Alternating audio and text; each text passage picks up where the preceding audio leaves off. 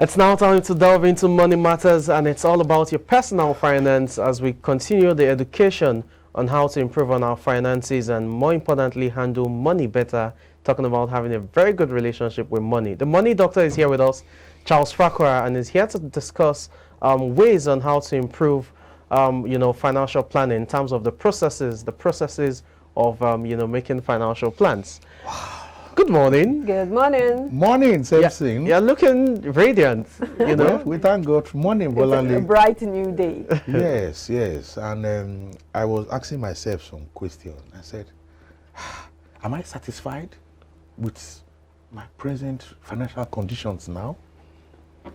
And if I'm not satisfied, what am I doing to improve on it? Do I avoid major credit purchases?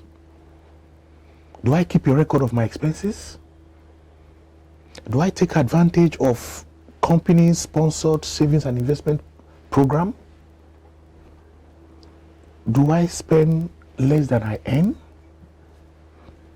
Have I planned for my children's college education? Do I have enough insurance coverage? And am I happy with the contributions I have made to my community, to my state, to my country, even to the world at large? Have I prepared a will? If the good Lord decides to call me today, or he said, okay, you have 1 year, how will I be living my life? What are the things I have decided to do? If they say I have just 2 months to live, coming to iBrand and talking about finance, will I be doing it if I know I just have 2 months to live? What are the things I'll be doing so that once that 2 months elapse, I'll be happy and I'll go and greet the Almighty? I was asking myself those questions. And it applies to every one of us. If things you do now and you are told in the next 6 months you are going to leave this planet, if you are going to change your lifestyle drastically, that means those things, you should identify those things and begin to do them now. But we keep believing that there is time, there is no time. Sounds Good like morning. a message you'd receive at a funeral. That brings us to today's topic. Yes, It's thought-provoking, process of financial planning. Okay. Now we've asked ourselves, what is even the essence of this financial plan? What is the essence of it? Some people have told me, well, they want to become wealthy. And that's why you see so many persons, they pursue high-paying jobs. They want to work in the oil company. They want to be a politician. They want to be a big contractor. They want to be an oil and gas, not oil and gas theft. And we have seen that, yes, when they pursue those high-paying jobs, at the end of the day, most of them are not even wealthy. But we also seen some people who are very disciplined. They are not in the high-paying jobs. They are satisfied within what they do. They are able to meet their basic expenses. And they are happy. Check those persons, their bank account is even okay. Those are the ones who will say they are wealthy. But the high-paying ones, yes, they receive so much, but they are not wealthy. So persons who takes know the importance of planning their finances, that process alone disciplines you. And at the end of the day, they are the ones that are likely to be wealthy. Mind you, when I say wealthy, I mean people who their investments now, not their work, takes care of their basic expenses. That at that point, they don't even need to go to work. Okay. If they even want to go to work, maybe as a result of habits, they just want to go around, meet some people, gossip, talk about, read newspaper, just play. They can decide to travel wherever they want to travel to. do whatever they want to do, eat whatever they like to eat, exercise, because they know that their passive income, that is investment they have made, the returns takes care of everything they need. That is the wealthy people. Okay. Now, what is this process? Some persons have said, well, if we ask people now, they will tell us, one of my financial goals is to own a house. But yes, in this part of the country, it's fine, it's okay, own a house. We've also seen that owning the house, at the end of the day, might even not be good for you. And we have seen so many cases. With due respect to my brothers from the East, not only East, all over the country, you go to their village, you see the mansion that they have. But when they come to Lagos, they are staying at, where do you call that place now? So one waterside somewhere in Yaba, one waterside, due respect to those in Yaba, you know, and is on a one room. But he's going to his village, he has a mansion. He doesn't visit that village maybe once in 5 years. He will need to now pay persons to take care of that mansion and the house. So you can see how having that property now has impacted on him in terms of his finances. Instead, he's even taking money away from him. So if one now says that property in the village has become a liability, but initially they have told you that when you have assets, you have house, you know, it's an asset. So, and that's what some financial planners call house poverty. Yes, it becomes house poverty.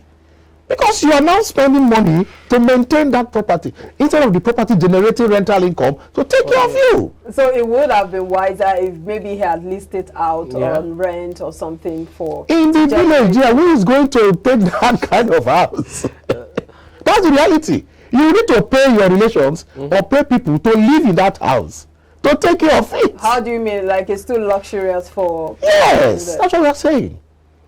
If you had invested that same amount of money, probably maybe in an urban center, okay, then you will be able to rent it out. Even in an urban center, how many young persons will wake up one day and say they want to rent a 4-bedroom flat, they want to rent a mansion? How many? All right, let's look at the processes involved in financial planning. Yes, a lot of processes involved. First of all, you have to define your goal. What do you actually want? Okay. Is it to acquire assets? Is it to become wealthy? Is it to live a comfortable life after retirement? Is it to have a lot of savings in your bank account? Okay. Is it to contribute to your favorite charity? These are your goals. Now, after you have defined all that, you need to now look at your present situation. If you say you want to start doing investments and already you are in debt, it doesn't look feasible. But we are saying you can come to an arrangement with your creditors. Every creditor wants to see a plan from a debtor, no matter how bad it is. And that's why when we're in the financial sector, we always advise, you know, those people who have advanced credit, always be the one to call your creditors. Don't wait for them to always try to see that you have a plan. When you show them a plan, so even while you are trying to improve your income, because there are two things. You need to reduce your income so that you can have some amount of money to service and begin to pay your debts, or you can also increase your income so that you have enough now to start doing investment. Because you must take care of your basic needs before you think of any investment. Man, you are not working to live. You are living to work.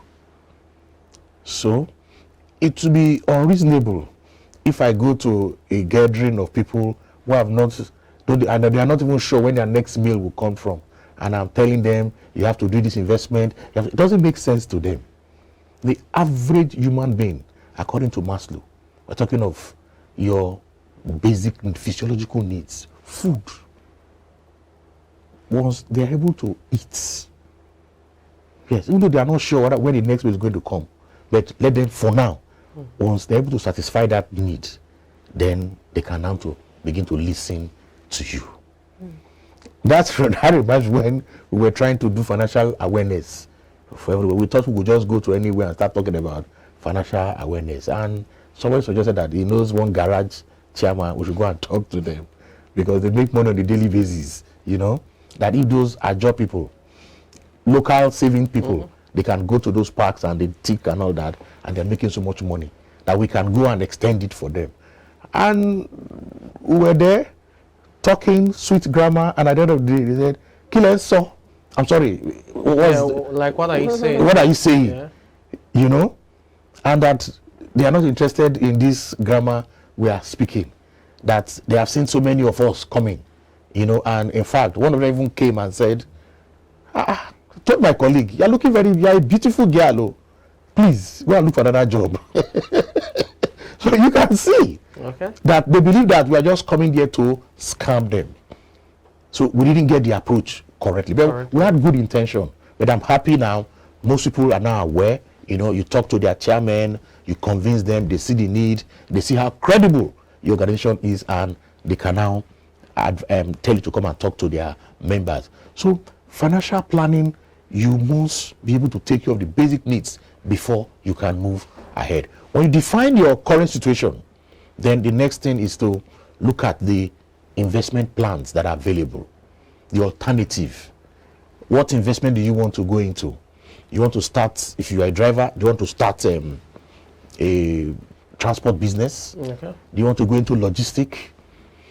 If you are still working, what is the kind of investment you want to do that will not make your employers get annoyed with you? As a professional, you want to look at the financial markets. The financial market is very large. What are the things you need to do? If it's okay, it's the stock markets where most professionals are. Which of the sector? Is it the banking sector? Is it the telecom sector? Is it the oil and gas sector? You know, even in these sectors, which of the companies? So you need to do all this analysis. Of course, you might not be able to do it alone.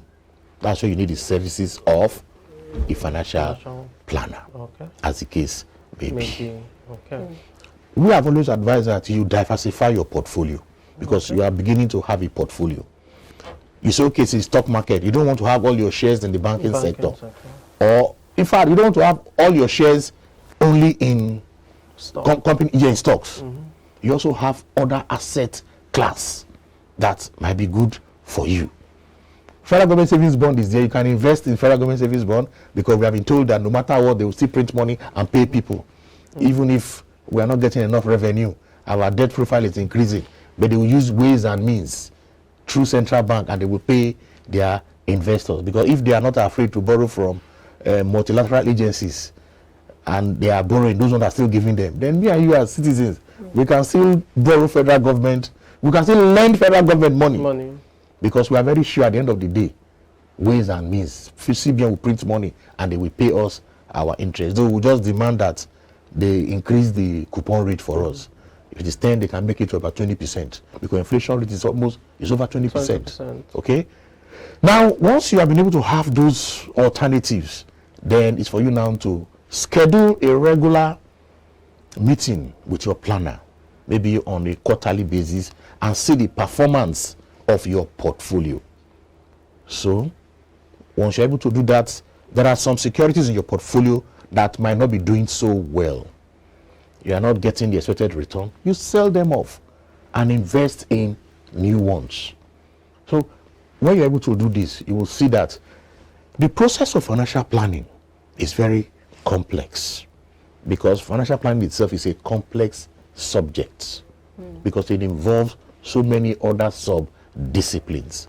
Like under financial planning, you have tax planning. You need to plan your taxes, how you file for your tax if you're a small business owner. But of course, if you're an employee, you don't even bother.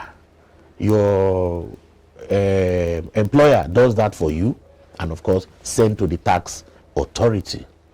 But if there are other side businesses you are doing, you need to report it. Yes. Let's take, for example, now you work here and you are called for a private event somewhere to MC or to anchor. And the organizers are paying you some good money. It will enter your account. How are you going to explain that to the tax authority where that money is coming from? Yes. All right, in wrapping this up, what are the, steps in getting this done, and what exactly are the benefits? Good. The benefit of this process of financial planning is, one, to ensure that the individual, their financial resources are deployed to the optimal use for that individual. The little resource you have financially should be used for your benefit optimally as you live your life from your early stage till your retirement. In fact, when you even finally pass on, so that the legacy you have left, the people you have left behind, will also continue to benefit from your assets. That is the essence of this process of financial planning. All right, I think that's a fine place to wrap it up. Thank you so much for your time as always, Charles Fakroha. Thank you. Be disciplined and be saved. Be safe, rather. Yes. All right, thank you so much. Speaking with Charles Fakroha, who is a stockbroker and iBrandTV senior analyst. We will take a break now. When we come back, the sportsman is ready to take us into the world of sports. We'll be right back.